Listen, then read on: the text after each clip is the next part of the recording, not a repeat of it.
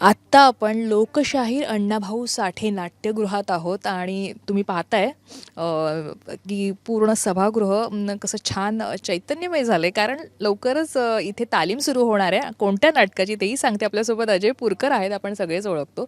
So friend request हे नाटक येणार आहे.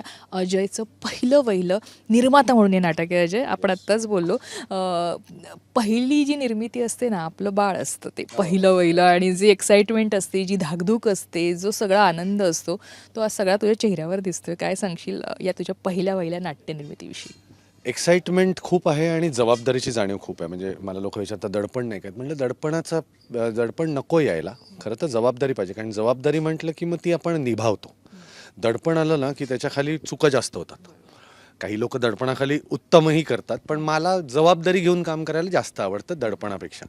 त्यामुळे अगदी राईटली सेड की जसं तू म्हणालीस की पहिली निर्मिती ही कायम स्पेशल असते, तर माझ्यासाठी सुद्धा ही स्पेशल आहे. कारण की गेले वर्षभरात जेव्हा प्रोडक्शन हाऊस लॉन्च झालं तेव्हापासनं मला हे आपण निर्मिती याची करूयात असं काही सापडलं नव्हतं. गेल्या 6 महिन्यापासून मला नाटक करण्याची फार इच्छा होती. म्हणजे आय वॉज डेस्परेट की मला नाटक करायचं आहे, आणि मी इतक्या लेवलला डेस्परेट होतो की प्रायोगिक असेल तरी चालेल, पण मला स्टेजवर यायचं आहे. म्हणजे ती ती ओढ आहे त्या रंगभूमीची. आणि तो विचार असं जर विचारलास की तो कसा आला डोक्यात, तर गेले 4-4.5 वर्ष मी सातत्याने चित्रपटच करतोय किंवा वेब सिरीज करतोय. आणि फक्त मराठी नाही तर मराठी, हिंदी, तेलुगू असं वेगवेगळ्या इंडस्ट्रीत जाऊन मी काम करतो आणि खूप वेगवेगळे अनुभव गाठीशी आहेत. पण कुठेतरी परत त्या कॅमेरासमोरची सॅच्युरेशन पॉईंट्स येतात. आणि ते कसं होतं माहिती आहे का, की आपण असे कॉलेजमध्ये गेलो किंवा नोकरी करायला लागलो तरी कधीतरी मित्रमैत्रिणींचं 4थी किंवा 5वीतल्या किंवा 10वीतल्या रियुनियन होतं बघ, आणि आपण शाळेत जातो. शाळेत गेल्यावरती जो फील आहे ना, तो रंगभूमी देते मला. कारण शाळा संस्कार करते माणसावरती. आणि असं होतं ना की खूप वर्षानंतर लोक भेटतात, अरे तू काय करतोस, मी काय करतोय टाईप्स. तर मला असं वाटतं हा संस्कार जो शाळा देते ना, तो संस्कार रंगभूमी देते प्रत्येक. आणि आपल्याकडे मराठी रंगभूमीवरती दिग्गज कलाकारांचं आपल्याकडे लेगसी आहे. निर्माता म्हणून मी नवीन आहे. 4 गोष्टी मला कळू देत, काय घडतात, कशा घडतात त्याप्रमाणे. आणि जसं तुम्हाला सगळ्यांना माहिती आहे की या नाटकामध्ये 4च पात्र आहेत. त्यामुळे छोटं कम्पॅरेटिव्हली प्रोडक्शन आहे, पण प्रोडक्शन जरी छोटं असलं तरी गोष्टी बदलत नाहीत. नाटक मोठं असलं तरी कपडेपट असतोच, नाही का, मेकअप डिपार्टमेंट असतंच, सेटिंग डिपार्टमेंट असतं. पण मी म्हटलं की छोट्या प्रमाणात आपण सुरू करू. 4 गोष्टी गाठीशी अनुभव म्हणून येतील आणि मग पुढे एक पाऊल जाता येईल. मला नाटकाचं नाव, अर्थात माझ्याप्रमाणे तुम्हालाही ती एक्साइटमेंट असेल, फ्रेंड रिक्वेस्ट. आता हे फ्रेंड रिक्वेस्ट आहे ना, हे जेव्हा सोशल मीडियाचं हे जे काय म्हणतो आपण, हे साम्राज्य जेव्हापासून आहे, त्यामुळे या फ्रेंड रिक्वेस्टला खूप अधिक जास्त महत्त्व आलेलं आहे. तर ही फ्रेंड रिक्वेस्ट कदाचित नाटकाची वेगळी असेल, पण मला त्यानिमित्ताने अजय तुला विचारायला आवडेल, तेव्हा कदाचित सोशल मीडिया आपण कॉलेज लाईफमध्ये वगैरे तेव्हा तेवढं त्याचं प्रस्थ नव्हतं, पण काही ज्या साईट्स होत्या तिथून आपण फ्रेंड रिक्वेस्ट पाठवायचो आवडीच्या माणसाला, बाबा हा मला आवड. इंडस्ट्रीत आल्यानंतर तुझा अशी पहिली friend request social media through कोणाला पाठवली आहेस का? अरे बापरे, खूप वर्ष झाली. पण आय थिंक सोशल मीडिया तेव्हा तू म्हणतेस त्याप्रमाणे आधी हे फेसबुक वगैरे काय नव्हतं. ऑर्कुट नावाचं एक काहीतरी होतं असं मला एक स्मरत आहे. पण नाही, म्हणजे ऑर्कुटवर आता अलीकडे तू पाठवलीस तुझ्या आवडत्या एखाद्या कलाकाराला फ्रेंड रिक्वेस्ट, अशी कोणती फ्रेंड रिक्वेस्ट? कलाकार म्हणण्यापेक्षा लेखक आहेत. त्यांची आणि मैत्री माझी होऊन सुद्धा आता 4-5 वर्ष झाली. परंतु वसंत लिमये म्हणून आपल्याकडचे खूप मोठे लेखक आहेत आणि त्यांची विश्वस्त ही कादंबरी गाजलेली आहे. त्यांच्या आधीची लॉग्राफीन पण मला, ती कादंबरी वाचून मी त्यांना फेसबुकवरती मेसेज पाठवला की मला तुम्हाला भेटायची फार इच्छा आहे आणि I have turned a very big fan of you. मला तुमचं लिखाण आवडलं. कसं लिहिता असं थ्रिलर तुम्ही? मराठी थ्रिलर्स नाही आहेत. मला तर आपण भेटू शकू का? ते म्हणले ये घरी. मग त्यांचा एक सुंदर बंगला आहे पुण्याला, तिथे आम्ही भेटलो आणि तेव्हापासून आमची जी गट्टी जमली आहे, तर ते परवा माझ्या घरी पण कोल्हापूरला जाऊन आले आंबा घाटात. सो आमची मैत्री आता त्याच्याही पलीकडे गेली आहे. मग त्यानंतर ऑब्व्हियसली ती मीटिंग झाल्यानंतर मी त्यांना फ्रेंड रिक्वेस्ट पाठवली, त्यांनी ती ॲक्सेप्ट केली आणि मग आम्ही सोशल मीडियावरती पण एकमेकांच्या पोस्ट शेअर करणं, लाईक करणं किंवा एकमेकांबद्दल बोलणं, भेटणं किंवा भेटलो तर त्याचे फोटो पोस्ट करणं हे चालू झालं. त्यामुळे नजीकच्या काळात असं आहे. पण ॲट द सेम टाईम मला हेही सांगावंसं वाटतं की सोशल मीडिया ही एक दुधारी शस्त्र आहे, ते जरा जपून वापरलं पाहिजे प्रत्येकानेच. मी वापरतो, मी थोडासा प्रायव्हेट आहे, मी सगळ्या गोष्टी नाही टाकत सोशल मीडियावरती, कारण की कलाकार असलो आय कॅन अंडरस्टँड लोकांचं प्रेम असतं की काय करतात कलाकार, हे त्यांना बघायला खूप आवडतं. परंतु एक स्वतःची स्पेस असते, स्वतःचा वेळ असतो, स्वतःच्या माणसांबरोबरचा वेळ असतो, त्याच्या पोस्ट्स मी शक्यतो पब्लिक करत नाही. पण मला एखादी भावलेली गोष्ट असते तर ती मी नक्की करतो. म्हणजे माझ्यासाठी मी एक नियम घालून घेतला आहे सोशल माध्यमांचा. सोशल मीडियामध्ये मी कधीही निगेटिव्ह पोस्टिंग करत नाही, कोणी गेलं तरी नाही करत. म्हणजे माझी आई गेल्यानंतर सुद्धा मी तिला फिनिक्सची उपमा दिली आणि मी लोकांना सांगितलं की शिका, की माझी आई 35 वर्ष आजारी होती, पण प्रत्येक वेळी ती तिच्या सर्जरीनंतर ज्या पद्धतीने परत उभी राहिली ना, त्यांनी मला बळ दिलं. ही पोस्ट माझ्या आईसाठी तुम्ही अश्रू ढळावेत म्हणून नाही आहे, शिका त्याच्यासाठी आहे. कारण की त्याच्यानंतर मग कॉमेंट्सचा पाऊस पडतो ना, RIP RIP. मला ते नको होतं, मला ते नकोच आहे. की कारण आई आणि वडील हे इतकं पर्सनल दुःख असतं, कोणी नाही शेअर करत जगात, कोणी नाही करू शकत. त्यामुळे मला ती पोस्ट लिहायची गरज अशासाठी वाटली की तुम्ही शिका, ह्या बाईकडनं शिका की जी इतक्या दीर्घकाळ आजारी होती पण प्रत्येक वेळी ती राहील. तसंच मिल्खा सिंग बद्दल मी पोस्ट लिहिली होती की मला खूप वाईट वाटलं ते गेले तेव्हा. का कोणास ठाऊक वाईट वाटलं, फ्लाइंग सिख म्हणायचे त्यांना.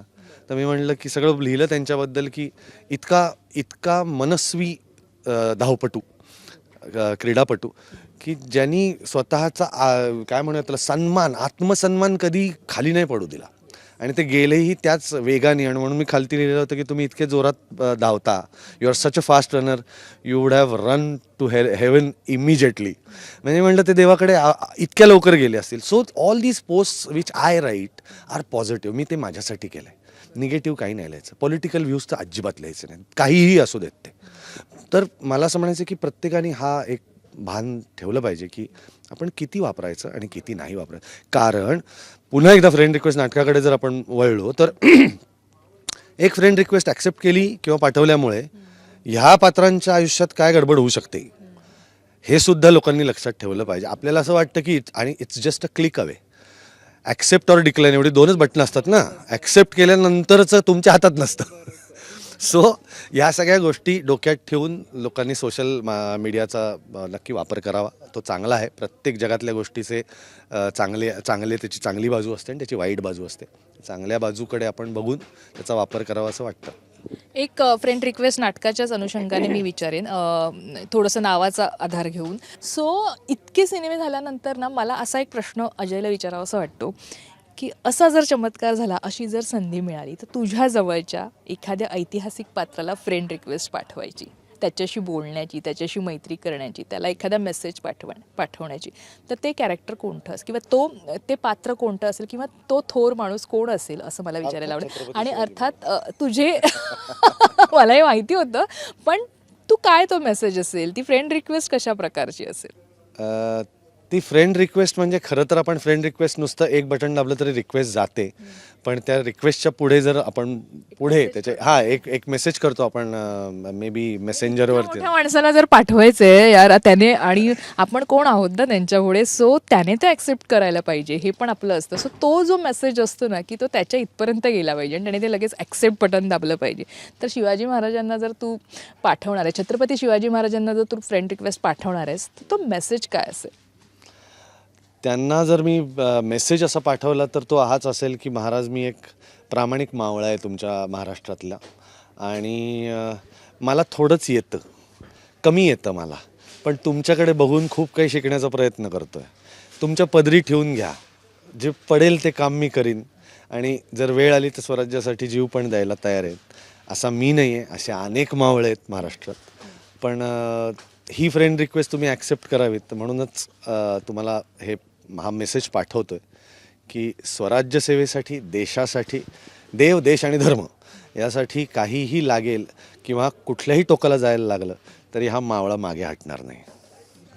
आणि मला हे उत्तर म्हणजे अजयकडनं अपेक्षित होतं, कारण इतके ऐतिहासिक सिनेमे केल्यानंतर ना एक तुझी अशी एक इमेज प्रेक्षकांसमोर तयार झाली आहे आणि ते कनेक्ट त्या निमित्ताने होतात. आणि आत्ता जे तू नाटक आणतोयस फ्रेंड रिक्वेस्ट, हे आम्हाला फार त्याने सस्पेन्स ठेवलं, ते कळत नाही आहे एक्झॅक्टली काय आहे. पण ज्या पद्धतीचा सस्पेन्स आणि हे सगळं तू आत्ताच म्हणालास की ॲक्सेप्ट आणि डिक्लाईन ही 2च बटणं असतात आणि या नाटकाच्या अनुषंगाने तू काही गोष्टी आमच्याशी शेअर केल्यास. पण ते नाटक आमच्यासाठी किती काय म्हणतात धक्का देणारं असेल किंवा काय अरे काय थ्रू आउट द नाटक जे 3 तास आपण पाहणार आहोत. मी तेच म्हणतो की ह्या नाटकात 4 पात्र आहेत आणि त्या 4ही पात्रांचं जेव्हा एकमेकांशी असलेलं नातं उलगडतं. सो हे नाटक जरी त्याचं नाव फ्रेंड रिक्वेस्ट असलं, जरी सोशल मीडियाबद्दल किंवा सोशल मीडियामधली कन्सेप्ट असली तरी देखील ह्यानी रिलेशनशिप्समध्ये काय फरक पडतो, कसा पडतो किंवा कसा पडू शकतो आणि त्याचे परिणाम काय होतात, हे जास्त मला अंडरलाईन करावं असं वाटतं. म्हणजे प्रेक्षकांना ते कदाचित ते घेऊन जातील घरी. आत्ता एक प्रश्न असा फ्रेंड रिक्वेस्टच्याच नाटकाच्या अनुषंगाने इंडस्ट्रीत तुझे इतके सगळे फ्रेंड्स असतील, तुम्ही रोज भेटत असाल शूटिंगच्या निमित्ताने, इतरही वेळेला आपण एक फ्रेंड म्हणून आपण भेटतो आपल्या त्या सर्कलला, आपला एक सर्कल बनून जातो. सो असा एखादा मित्र किंवा असा एखादा कलाकार ज्याला तुला वाटतंय हा आपला मित्र बनू शकतो किंवा ह्याला मला याच्याशी मैत्री करायची, आपली मैत्री आमची चांगली होऊ शकते, असा एखादा कलाकार ज्याचं नाव तुला आता इथे घ्यावंसं वाटेल आणि ज्याला तुला रिक्वेस्ट पाठवायची फ्रेंड रिक्वेस्ट? पण म्हणजे जो आत्ता माझा मित्र नाहीये फक्त नाहीये ओळखतो, पण तो तुला मित्र म्हणून त्याची मैत्री करायला आवडेल त्याच्याशी, असा कोण आहे की ज्याचं तुला इथे नाव घ्यायचंय? मला गुरुचं नाव घ्यायला आवडेल. गुरु Thakur is someone that I like. म्हणजे प्रतिभेने मी कायम मेस्मराईज होतो. म्हणजे कुठलीही असू देत, ती नृत्यकलेतली असू देत, ती वादनातली असू देत, ती गायनातली असू देत. पण जर तू मराठी चित्रपटसृष्टी किंवा मराठी इंडस्ट्रीपुरतं जर बोलत असशील तर मला असं वाटतं की गुरु आणि मी आम्ही प्रत्यक्ष कधी नाही भेटलेलो. पण मला भयंकर आनंद झाला जेव्हा गुरुनी ह्या नाटकासाठी गीत लेखन स्वीकारलं. माहिती हां की थँक्यू सो मच म्हणलं गुरु, कारण की तो माझा सगळ्यात लाडका कवी आहे, सगळ्यात लाडका. आणि मला तो आवडतो कारण की तो संवेदनशील माणूस आहे. त्यामुळे तो पाट्या टाकत नाही, त्याला ते सुचत नाही तोपर्यंत त्याचं ते कागदावर येत नाही. आणि मला असं वाटतं की ही एक खूप मोठी गोष्ट आहे आणि ही मोठ्या कलाकाराची गोष्ट आहे की नाही यार मला नाही सुचत आहे तर मी काहीतरी तुला खरडून नाही देणार, येऊ देते. आणि तीच प्रतिभा असते. म्हणजे मी खरंच म्हणतो की मी ते त्याला बोललो होतो की म्हणलं गुरु माऊली लिहिलंस तेव्हा खरंच वरती कनेक्शन लागलं होतं का रे? म्हणजे माऊली ऐकून ज्या माणसाच्या डोळ्यात पाणी आलं नाही तो माणूसच नाही. म्हणजे डायरेक्ट कनेक्शन लागलं होतं का? तो म्हणलं मी त्या परंपरेतला आहे त्यामुळे माझ्याकडनं ते घडलं. पण तो तितकाही मॉडेस्ट आहे की ते वरनं घडवतात, ते येतं कागदावर. So I like modesty, I respect modesty, I respect Pratibha, talent. जे गुरुमध्ये खूप आहे. अर्थात आता त्याला फ्रेंड रिक्वेस्ट पाठवायची गरज नाही कारण we are already friends on Facebook. पण येस तू म्हणतेस त्याप्रमाणे मला त्याला भेटायला आवडेल किंवा त्याच्याशी गप्पा मारायला आवडेल. जसं तू म्हणलीस की अनेक लोक आपण भेटतो बोलतो इंडस्ट्रीमध्ये की Digpal is someone that I like to meet, I look forward to meet. कारण त्याच्याकडनं प्रत्येक वेळी 4 गोष्टी नवीन कळतात. बरं आमचा कॉमन आवडीचा विषय इतिहास आहे आणि त्यातल्या ॲक्च्युली आमचा जास्त इंटरेस्टिंग विषय असतो की जिथे दिग्पाल काय म्हणतो की जिथे इतिहास मूक होतो तिथे लॉजिक्स लावतात की हे असं घडलं असेल ना, किंवा जर घडलं असेल तर ते असंच घडलं असेल. तर याच्यात फार गंमत असते. जे लिहिलं आहे ते लिहिलंच आहे हो, ते माहितीच आहे ना. तर ह्या सगळ्या गोष्टी आहेत. हे चांगल्या लोकांना जे खूप प्रतिभावान आहे, ज्यांच्याकडे खूप इन्फॉर्मेशन आहे, आय नेवर स्टॉप लर्निंग. मला ते नाही आवडत की आता आलं असं कधीच नसतं, असं कोणाचंच नसतं. आणि मला त्यामुळे आता कुमार सरांची I like to talk to him. काय तुमचं काय थॉट आहे याच्या मागे, का मुवमेंट ही कशी आहे, काय विचार केला. टॅलेंटेड लोकांशी बोलणं, त्यांना भेटणं, त्यांचे विचार जाणून घेणं यांनी आपण समृद्ध होतो माणूस म्हणून. कलाकार म्हणून होऊच पण माणूस म्हणून. आणि मला अजून एक सवय आहे की मी फक्त इंडस्ट्रीतल्या लोकांना भेटतो किंवा मैत्री करतो असं नाही. माझे अनेक मित्र आहेत जे बँकेत नोकरी करतात, जे व्यावसायिक आहेत, जे केटरर आहेत. सो मी स्वतःला मी ॲक्टर असं नाही मानत. मी ॲक्टिंग करतो, तू केटरर आहेस, तू बँक मॅनेजर आहेस, एवढाच फरक आहे माझ्यासाठी.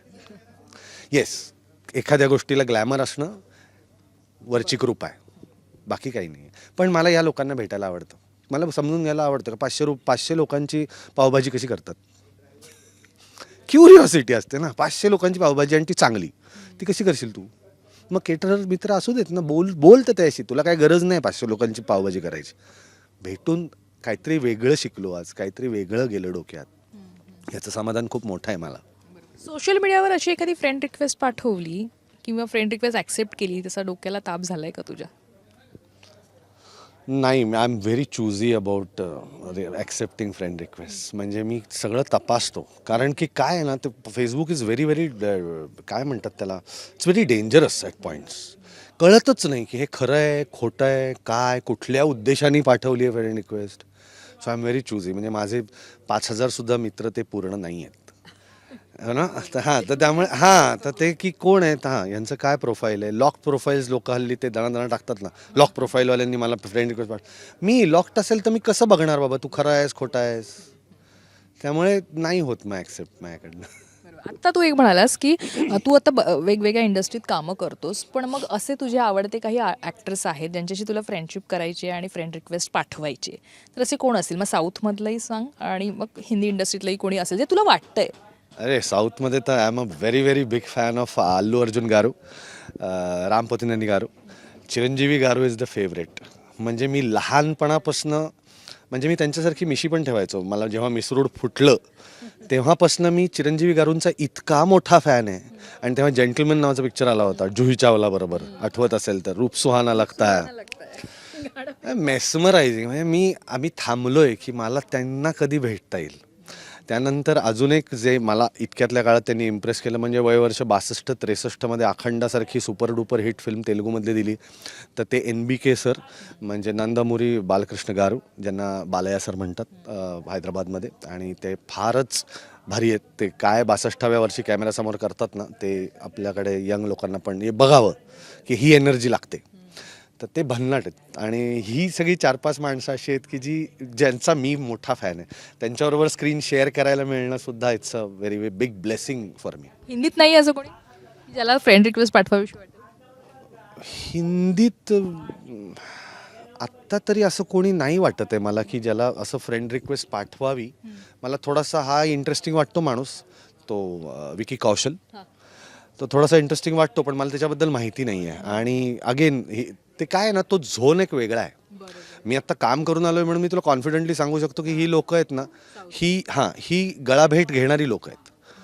मला अप्रोच व्हायला बॉलिवूडची लोक कशी आहेत ना हे मला माहिती नाही फ्रँकली, की असतीलही डाऊन टू अर्थ, पण मला माहिती नाही, माझा अनुभव नाही येतो. त्यामुळे मी आपलं जरा बॉलिवूडमध्ये कोणाला तरी फ्रेंड रिक्वेस्ट पाठवणं हे जरा मला थोडंसं असं वाटतं की जरा विचार करूनच पाठवावी. पण ही जी लोकं मला आत्ता जी भेटली दिसली, आणि मी आत्ता म्हटलं सगळं चिरंजीवी गारूंचा तर मी इतका मोठा फॅन आहे. रामचरण गारू असतील, junior NTR garu, all are very very big actors and all very modest people. आणि खूप मजा येते त्यांच्याबरोबर काम करायला, खूप मजा येते. निश्चित. आणि आत्ता आपण अजयशी बोललो त्याच्या फ्रेंड रिक्वेस्ट या नाटकाच्या निमित्ताने, पण आपण त्याच्याकडनं त्याचं थोडंसं तू म्हणाला मी जरा खूप पर्सनल गोष्टी बोलत नाही, पण काही हटके गोष्टी ज्या आपल्याला आवडतात सेलिब्रिटींच्या, त्या त्यांनी छान सांगितल्या की फ्रेंड रिक्वेस्टच्या निमित्ताने. आणि खरंच हे जे पहिलं तुझं नाटक आहे, जे पहिली निर्मिती आणि नाट्यनिर्मिती तू करतोयस, आणि त्यानिमित्ताने निर्माता म्हणून तू आपल्या भेटीस येतोय, तर अर्थात या नाटकाच्या पुढच्या पूर्ण वाटचालीसाठी आमच्याकडनं शुभेच्छा. Thank you so much.